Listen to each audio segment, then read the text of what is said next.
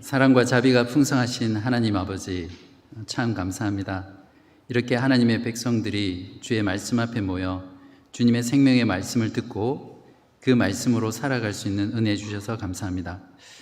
하나님 아버지, 간절히 바라옵기는 하나님께서 우리들에게 은혜를 주시고 하늘의 진리를 깨달을 수 있는 믿음의 창을 열어주셔서 하늘의 진리로 이 땅을 천국을 살아가는 그런 저희들 될 수 있도록 인도하여 주옵소서. 한 사람도 이 은혜에 제외되는 사람 없기를 간절히 기도하며 예수 그리스도의 이름으로 기도하옵나이다.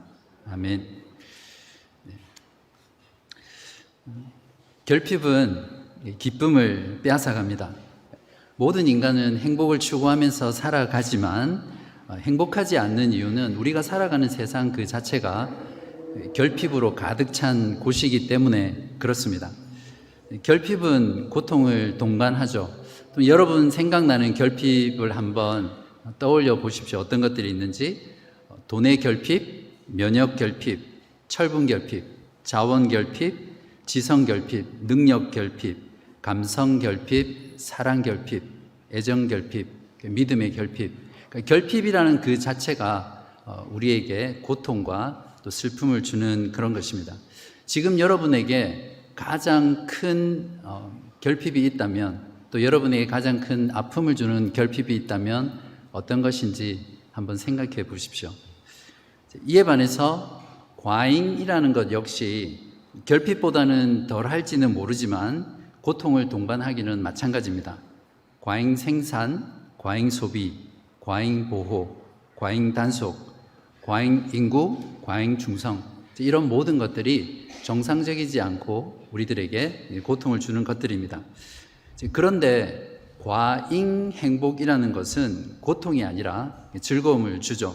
여러분 가운데 너무 행복이 많아서 고통스러운 그런 분은 없으시잖아요. 오늘 본문은 예수님께서 이 결핍을 과잉으로 바꾸셔서 우리들에게 어떻게 과잉 행복을 누릴 수 있는지를 말씀하고 있는 그런 내용입니다.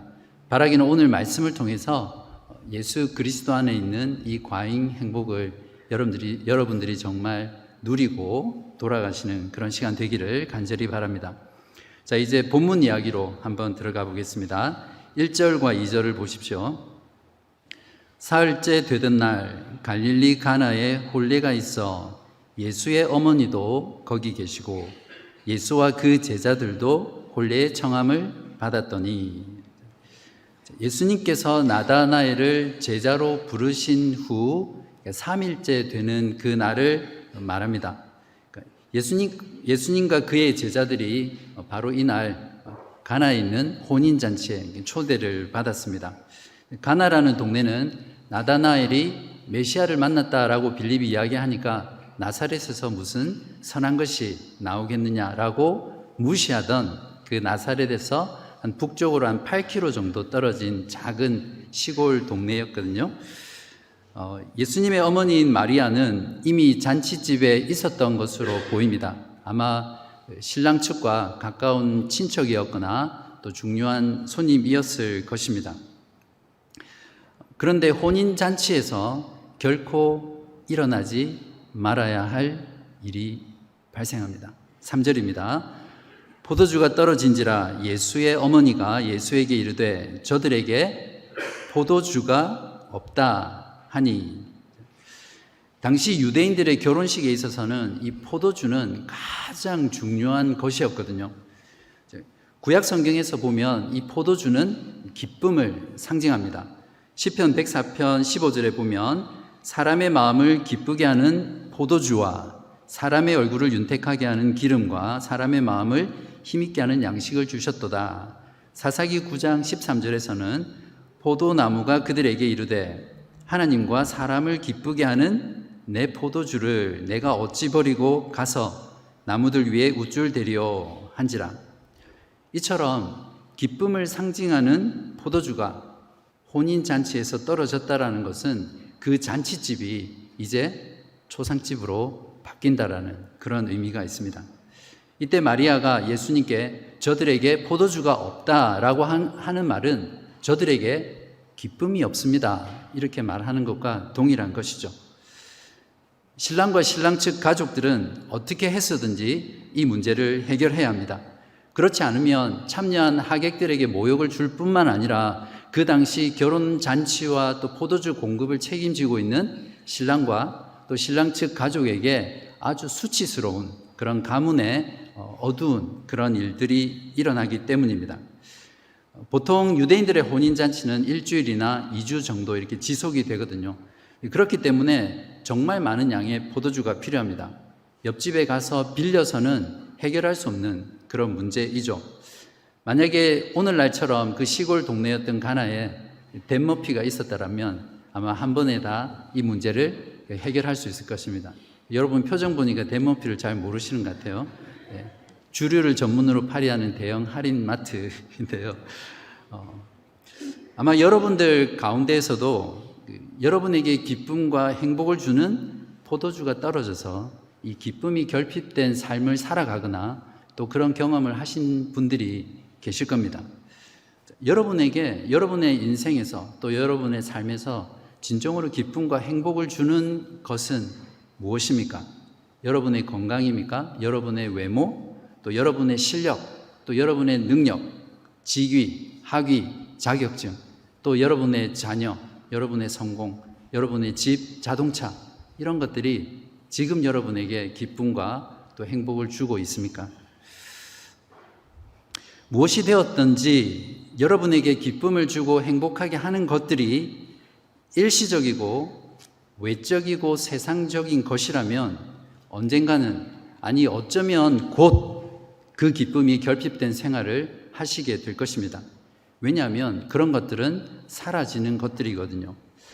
이것을 사도 요한이 요한일서 2장 16절에서 17절에 잘 표현하고 있습니다. 이는 세상에 있는 모든 것이 육신의 정욕과 안목의 정욕과 이생의 자랑이니 다 아버지께로부터 온 것이 아니요 세상으로부터 온 것이라. 이 세상도 그 정욕도 지나가되 오직 하나님의 뜻을 행하는 자는 영원히 거하느니라. 모든 것을 다 가졌지만 기쁨이 결핍된 인생을 솔로몬보다 더 잘 아는 사람은 없을 겁니다. 많은 부와 명예와 지혜와 심지어는 나라와 수많은 아내와 첩을 가졌던, 또 그것을 다 누려보았던, 세상이 추구하고 바라고 있는 그 행복이라는 조건들을 다 가지고 있었던 그 솔로몬이 말년에 했던 말이 이거였잖아요. 전도서 1장 2절에 보시면 헛되고 헛되며 헛되고 헛되니 모든 것이 헛되다 였습니다.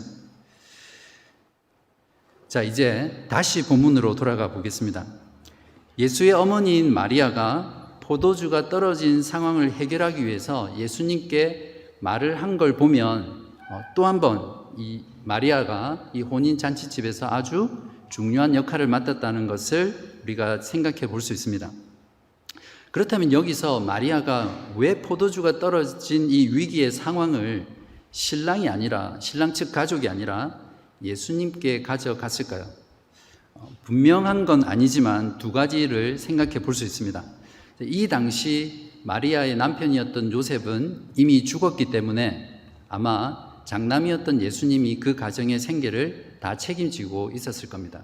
그러니까 이 과부였던 마리아는 이런 위기의 상황에서 장남에게 가서 그 상황을 해결해 달라고 요청할 수밖에 없었을 것입니다. 아니면 마리아는 여러분도 잘 아시겠지만 예수님이 태어나시기 전에 이미 천사로부터 그분이 메시아라는 것, 또 죄에서 하나님의 백성들을 구원할 자라는 것, 임마누엘이라는 것, 그런 존재를 알았죠. 그리고 태어날 때도 요셉과 또 자신의 어떤 부부 관계를 통해서 태어난 것이 아니라 성령을 통해서 잉태됐다는 그 메시아를 알았기 때문에 주님께 가서 주님께서 이제 그 메시아의 능력으로 이 위기의 상황을 좀 해결해 달라라는 그런 마음으로 부탁했을지도 모릅니다. 아무튼 어느 쪽이 됐든 예수의 어머니는 예수님에게 이 위기의 상황을 가져갔고 어떤 방식으로든 이 상황을 해결해 주실 것을 기대했다는 것을 우리가 알 수 있습니다. 그런데 마리아의 이 요청에 대한 예수님의 반응이 우리의 귀를 정말 의심하게 만듭니다. 4절을 보십시오. 예수께서 이르시되 여자여 나와 무슨 상관이 있나이까? 내 때가 아직 이르지 아니하였나이다. 어머니가 아닌 여자여입니다. 어떤 사람은 어머니를 여자여라고 부르는 이 예수님이 정말 버릇없는 사람이라고 하면서 비난하는 사람도 있습니다. 그러나 이 당시 예수님께서 여자여라고 불렀던 이 호칭은 오늘날의 부인, 여사님 같은 아주 존칭으로 불렀던 호칭입니다.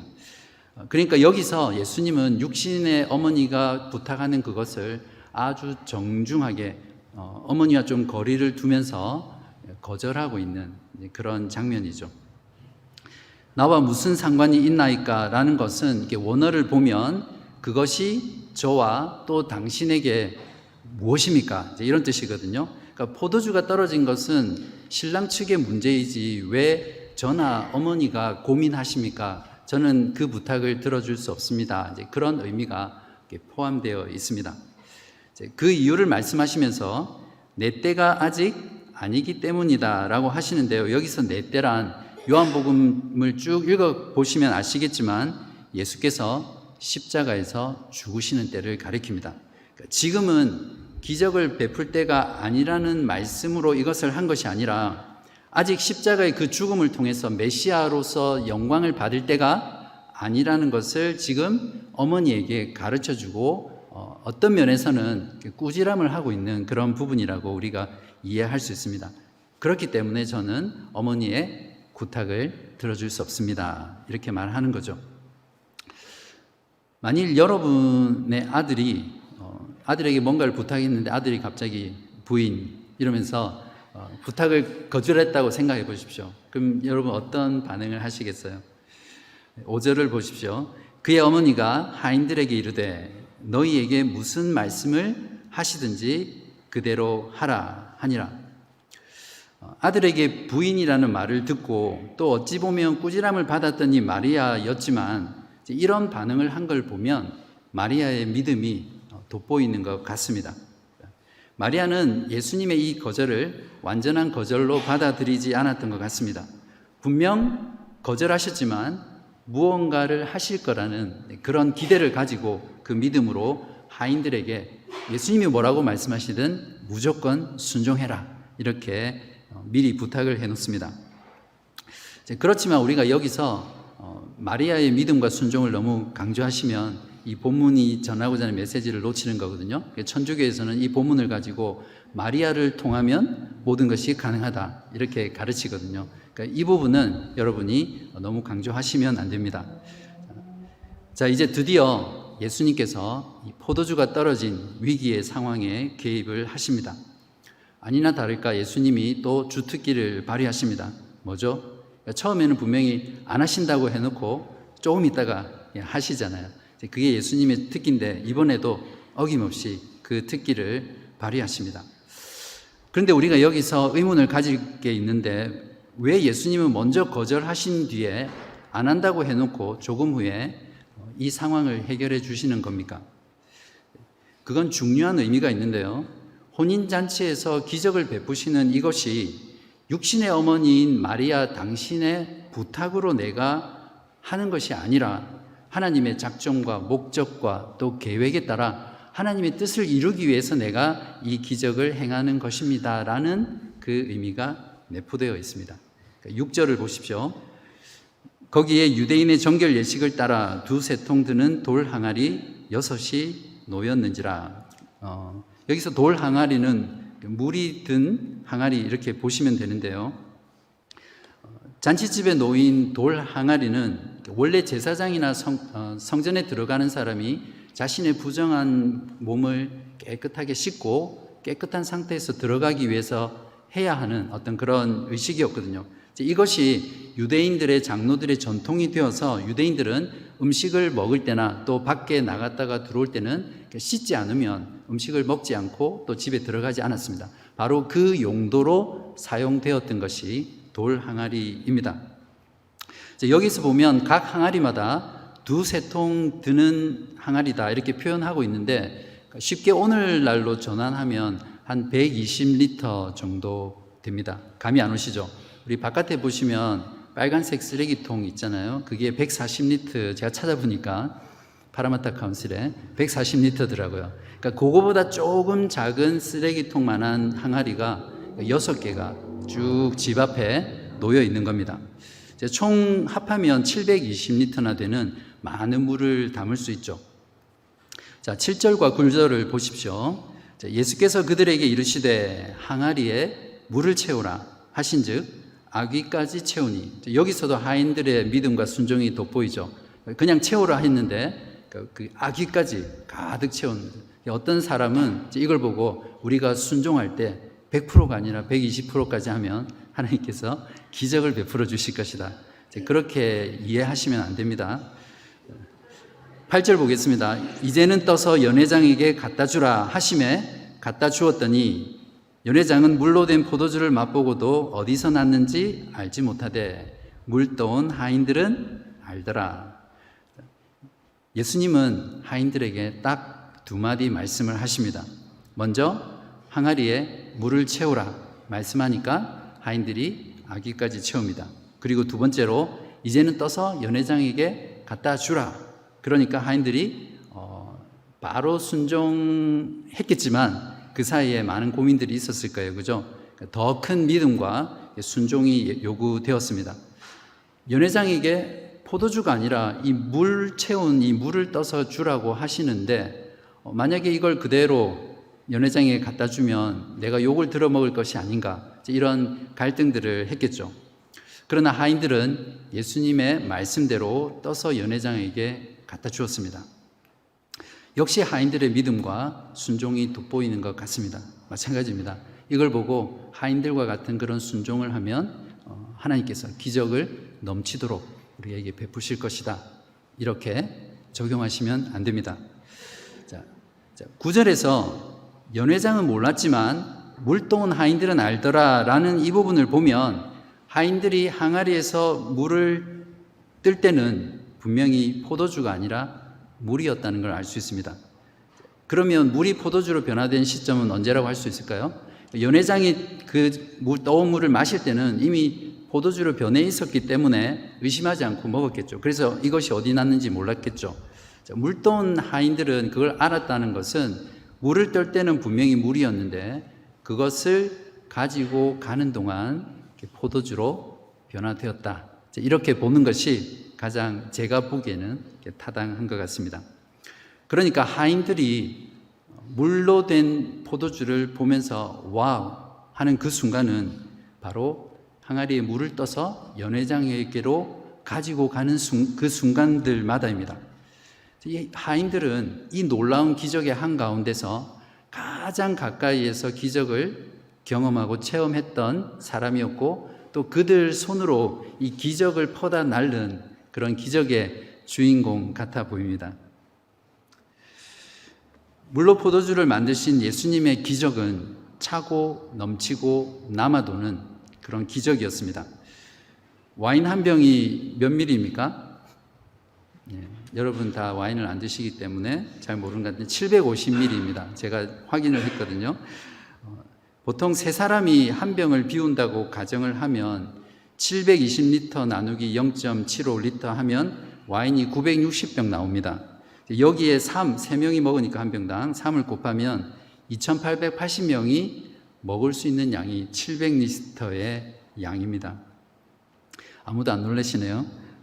술을 잘 먹는 사람들만 만약에 손님으로 다 초대되어서 한 사람당 한 병씩 먹는다 하더라도 이 양은 거의 1000명이 먹을 수 있을 만큼 차고 넘치는 그런 포도주라는 것을 우리가 알 수 있습니다. 예수님이 일으키신 이 기적은 과잉 공급이었죠. 어쩌면 그 가나에 이 예수님의 과잉 생산 때문에 포도주 값이 전부 다 떨어지지 않았을까, 그런 생각도 해봅니다. 중요한 건 예수님이 한두 병의 물을 포도주로 바꾼 것이 아니라 누구도 부인할 수 없을 만큼 많은 양의 물을 포도주로 만드심으로써 그 누구도 예수님이 행하신 이 기적을 부인할 수 없는 그런 기적이었다는 것을 우리들에게 보여주고, 또 예수님이 우리에게 보여주신 그 기적은 정말 풍성하고 넘치는 것이라는 것을 우리에게 알려줍니다. 이제 하인들이 떠준 물이었던 포도주를 맛본 연회장은 눈이 휘둥그레집니다.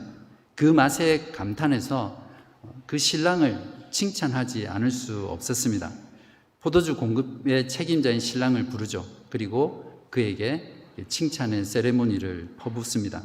9절 뒷부분부터 10절입니다. 연회장이 신랑을 불러 말하되 사람마다 먼저 좋은 포도주를 내고 취한 후에 낮은 것을 내거늘 그대는 지금까지 좋은 포도주를 두었도다 하니라.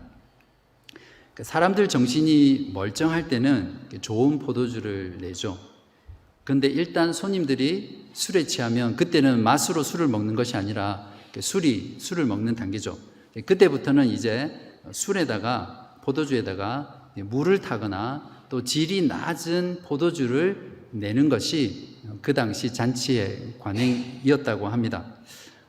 사실은 우리가 살아가는 이 세상의 경제 논리, 또 우리의 삶 자체가 그런 거잖아요. 처음에는 너무 좋은데 뒤로 갈수록 점점 나빠지는 그런 거죠. 그러나 예수님이 만드신 포도주는 양에 있어서도 차고 넘쳤지만 그 질에 있어서도 최상급 와인이었습니다. 생각해 보십시오. 만약에 예수님이 물로 포도주로 만드신 그 포도주의 질이 아주 떨어진 것이었다면 예수님은 실컷 기적을 행하시고도 오히려 욕을 들어먹는 그런 기적을 행하시는 거죠. 연회장이 그 포도주의 맛을 보고 그 맛이 너무 안 좋아서 이 포도주를 절대 손님에게 내주지 말라라고 하면 상황은 끝이 나는 것입니다. 초상집이 될 뻔한 혼인잔치의 위기 상황에서 신랑은 완전히 거저먹기를 하고 있습니다. 포도주가 떨어진 상황을 해결하기 위해서 그것을 보고한 것도 신랑이 아니라 마리아였고, 또 바닥난 포도주를 다시 공급한 것도 예수님이시잖아요. 그런데 지금 보면 연회장에게 칭찬을 받는 사람은 누굽니까? 아무것도 하지 않는 이 신랑이 이 칭찬을 받고 있습니다. 저와 여러분처럼 이 기적의 내막을 아는 사람은 누가 진정한 포도주의 공급자인지, 예수 그리스도 그분이 이 초상집 같은 이 혼인잔치를 잔치집으로 바꾼 바로 그 기적의 주인공이라는 것을 우리는 너무나 잘 알고 있습니다. 연회장의 입술을 통해 물로 포도주를 만드신 그 예수님의 기적이 얼마나 놀라운 것인지, 기적의 양과 또 그 기적의 질에 대한 증언으로 갈릴리 가나의 혼인잔치 기적 사건은 막을 내립니다. 요한은 예수님의 기적 사건을 잘못 해석하고 적용하지 않도록 미리 방지 장치를 치고 있습니다. 우리에게 이 첫 기적, 가나의 이 기적을 어떻게 이해하고 어떻게 해석하고 적용해야 할지를 요약해서 정리하면서 오늘 이야기를 마치고 있습니다. 오늘 이 가나 혼인잔치의 기적 사건은 이 사건뿐만 아니라 앞으로 11장까지 보면 6가지의 기적이 더 나오거든요. 그 기적을 우리가 볼 때마다 어떻게 우리가 이 기적을 이해하고 해석해야 하는지, 또 우리의 삶에, 우리의 믿음에 적용해야 하는지를 가르쳐 주는 겁니다. 그러니까 즉 첫 기적에서 가이드라인을 제시하는 거죠. 11절을 보십시오. 예수께서 이 첫 표적을 갈릴리 가나에서 행하여 그의 영광을 나타내심에 제자들이 그를 믿으니라. 요한은 기적이라는 표현 대신 표적이라는 단어를 씁니다. 표적이란 영어로 사인인데, 여러분이 운전하다가 보면 도로에 표지판이 있잖아요. 바로 그 표지판의 역할을 하는 것이 표적이라는 거죠. 그러니까 기적은 그 기적 자체의 의미가 있는 것이 아니라 그 기적이 가리키는 어떤 방향, 어떤 메시지, 어떤 목적, 그것들을 보아야 한다는 겁니다. 그래서 우리가 그것을 보지 않고 기적에 집중하는 것은 잘못된 신앙을 만들어내죠. 요한은 가나의 기적이 예수님이 자기의 영광을 나타내신 것이고, 그 영광을 보고 제자들이 믿었다라고 이렇게 한마디로 정리를 해주고 있습니다. 이것이 오늘 가나의 기적 사건의 진정한 의미이고 목적이고 또 우리가 그것을 통해서 어떻게 해야 할지를 보여주는 것입니다. 자, 그러면 우리는 가나의 이 기적 사건을 통해서 무엇을 깨닫고 또 적용해야 하죠? 제자들처럼 기록된 이 가나의 사건을 통해서 비록 우리는 그 현장에 있지 않았지만 요한의 생생한 그 기록을 통해서 그 증언을 통해서 우리도 역시 예수 그리스도의 영광을 보고 또 그 예수님을 믿어야 합니다. 물도온 하인들은 기적의 현장에서 기적을 퍼다 날랐지만 요한은 그 어디에도 그들이 예수를 믿었다라고 말하지 않습니다. 설령 기적적인 믿음이라고 하더라도 믿었다라는 표현이 없습니다. 그들은 기적을 보았지만 표적으로서 기적이 가리키는 바 예수님의 영광을 보지 못했고 그래서 예수를 믿지 못했습니다. 그렇다면 이 기적을 통해서 저와 여러분이 이 기적 속에 나타난 예수님의 영광이 무엇인지를 잘 알아야겠죠. 제가 세 가지로 이렇게 정리를 하겠습니다. 구약 성경에서 먼저 하나님의 영광이란 하나님이 능력으로 인간이 볼 수 있게 나타나는, 이걸 조금 어려운 말로 현현이라고 하는데 인간이 볼 수 있게 나타나는 하나님의 능력, 그것을 하나님의 영광이라고 표현합니다. 이러한 하나님의 영광은 예수님의 성육신 사건에서 나타났죠. 요한복음 1장 14절에서 이미 요한이 이것을 소개하며 증언했습니다.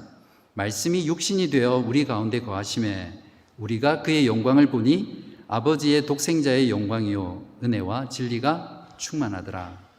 그리고 오늘 가나의 이 표적 속에 하나님의 영광이 나타났고 예수 그리스도의 그 십자가의 사역 가운데 하나님의 영광이 충만하게 드러났습니다. 조금 전 말씀드린 대로 가나의 기적을 통해서 우리가 깨닫고 또 드러난 예수님의 영광을 알아야 될 부분을 세 가지로 말씀을 드리면, 첫 번째는 예수님이 바로 종말의 구원을 가지고 오신 메시아라는 사실입니다.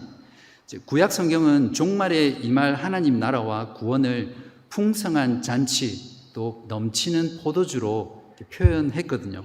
오늘 봉독한 구약 말씀인 이사야 55장 6절을 보시면 만군의 여호와께서 이 산에서 만민을 위하여 기름진 것과 오래 저장하였던 포도주로 연회를 베풀리니 곧 골수가 가득한 기름진 것과 오래 저장하였던 맑은 포도주로 하실 것이며, 그러니까 포도주가 바닥난 초상집 같은 이 혼인잔치에 예수님께서 최상급 와인을 넘치도록 풍성하게 충만하게 가득 채우시는 이 장면은 지금 기적을 베푸시는 이 예수님이 바로 그 종말의 구원을 가져오는 메시아, 구원자라는 것을 이 기적이 나타내는 하나님의 영광이죠. 두 번째로 기적을 통해 나타난 예수님의 영광은 예수님이 베푸시는 그 구원은 최고로 좋은 것이며 무한하다는 것입니다. 예수님은 최고급 와인을 2,000명이나 넘게 마셔도 남을 만큼 과인 공급을 하셨습니다. 요한복음 6장에도 보시면 보리떡 5개와 물고기 2마리로 성인 남자 5,000명을 먹이시고도 얼마가 남았습니까? 12광지류의 보리떡이 남았거든요. 그 말은 단순히 예수님이 기적을 베풀어서 많이 남기셨다 이것이 아니라 예수님이 가져오는 구원, 그 구원의 은혜, 그 구원의 복, 그 구원의 기쁨은 이렇게 차고 넘치고 흘러 넘치는 것이라는 것을 우리들에게 말해주고 있는 거죠. 경제적인 논리로 보면 이건 분명히 낭비입니다. 기적을 베푸시더라도 딱 먹고 딱 마실 만큼만 만드시면 되는데 너무 많이 남기시는 거예요. 너무 많이 남긴 거는 그것도 처리하려면 시간과 돈이 들잖아요. 예수님이 가져오시는 이 하나님 나라의 구원과 기쁨이 바로 이렇게 영원히 마르지 않는 무한한 것이라는 것을 우리들에게 상징적으로 보여주는 사건이 바로 가나의 사건입니다. 그렇기 때문에 예수님의 과잉은 낭비가 아니라 하나님의 나라의 본질이고 하나님 나라의 속성입니다. 이미 예수를 믿고 우리가 하나님 나라를 살아가는 저와 여러분들은 바로 이러한 하나님 나라의 본질과 속성을 지금 누리며 살아가는 사람들이죠. 세 번째로 예수님은 종말의 구원을 새 창조를 통해 이루시는 메시아라는 사실입니다. 요한은 이미 서론 부분인 1장에서 예수님을 영원한 말씀, 창조주 하나님, 말씀이 육신이 되어 우리 가운데 나신 독생하신 하나님의 아들이라고 예수님의 정체성에 대해서 말씀했습니다. 물로 포도주를 만든 건 완전한 창조의 사역이죠. 단순히 어떤 성분이 H2O가 변해서 포도주 성분으로 바뀐 것이 결코 아닙니다. 포도주를 우리가 얻으려면 포도나무를 심고 그 포도의 열매가 익을 때까지 기다렸다가 그 포도를 따서 으깨고 발효시키고 숙성시켜서 병에 담아야만 포도주를 얻을 수 있잖아요. 전능하신 하나님께서는, 예수님께서는 이 모든 과정을 바이패스, 뛰어넘으시는 전능하신 하나님, 그분이시라는 것을, 또 창조주라는 것을 이 기적을 통해서 우리에게 보여줍니다. 이 기적을 행하실 때도 예수님은 동일하게 두 번의 말씀으로 포도주를 창조하셨습니다. 항아리를 채워라, 이제 떠서 갖다 주라. 그러므로 이 가나의 기적은 창세기 1장에서 하나님께서 말씀으로 천지를 창조하셨던 그 하나님이 가나의 혼인잔치의 그 결핍의 현장에 나타나셔서 과잉으로 바꾸신 하나님의 새 창조라는 것을 우리가 기억해야 합니다. 우리에게 이러한 구원과 놀라운 기쁨을 가져다 준 예수 그리스도의 그 십자가의 구속의 사역이 바로 예수 그리스도의 새 창조의 사역입니다.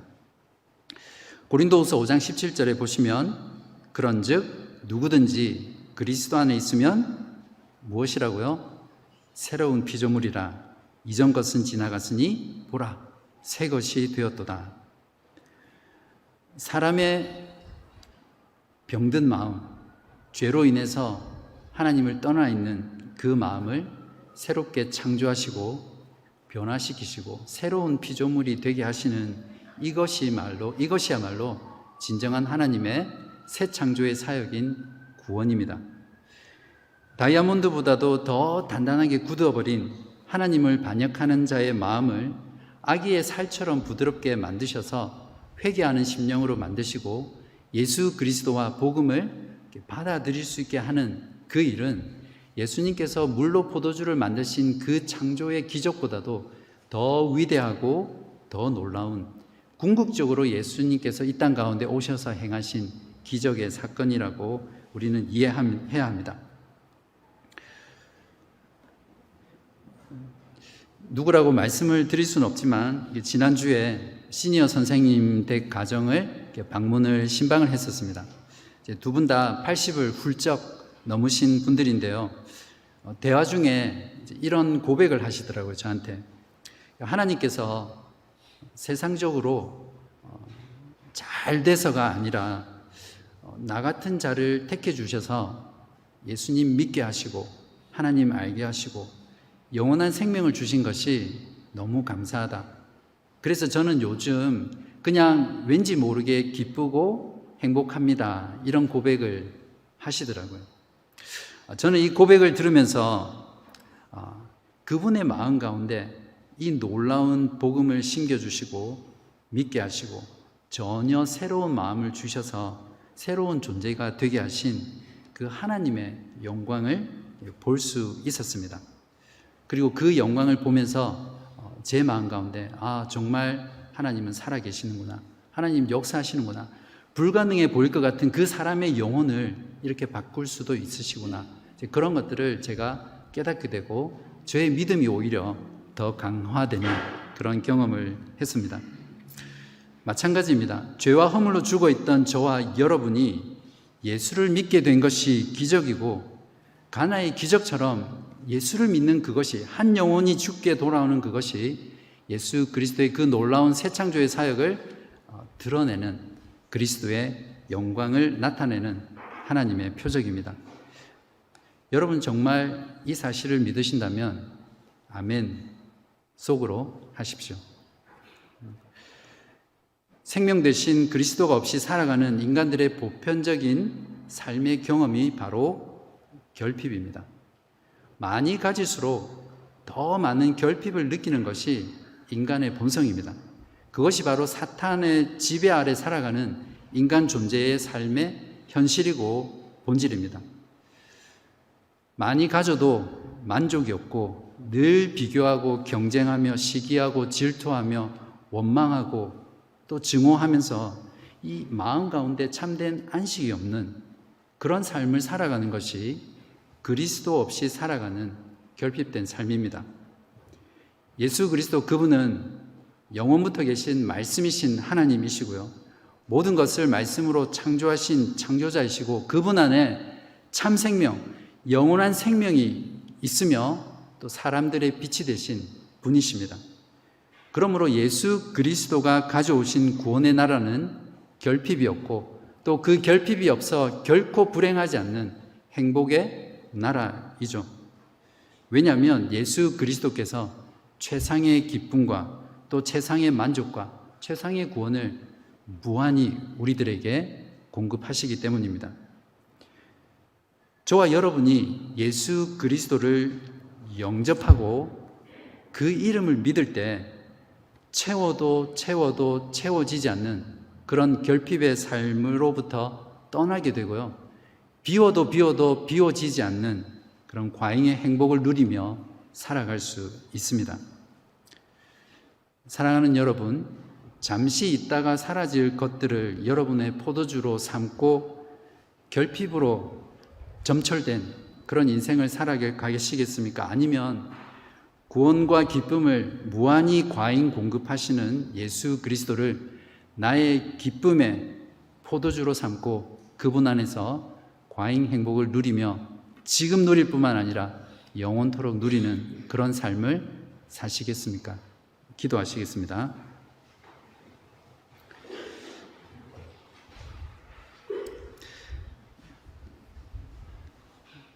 창조의 하나님 그리고 구원의 하나님 감사합니다.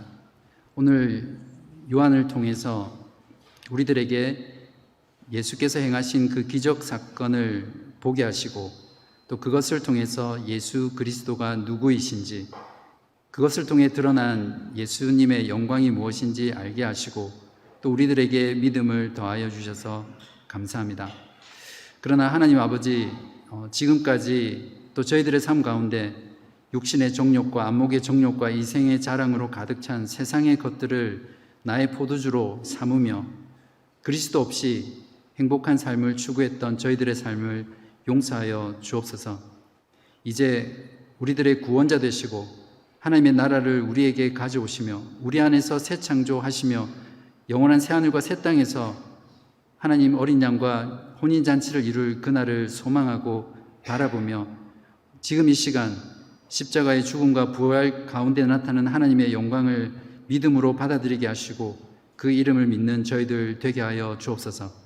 그리하여 결핍으로 가득 찬 세상에서 비록 세상의 것은 우리들에게 없지만 예수 그리스도 그분을 나의 포도주로 나의 행복으로 소유하고 매일매일이 기쁨을 누리는 저희 모두 되게 하여 주시기를 예수 그리스도의 이름으로 간절히 기도하옵나이다. 아멘.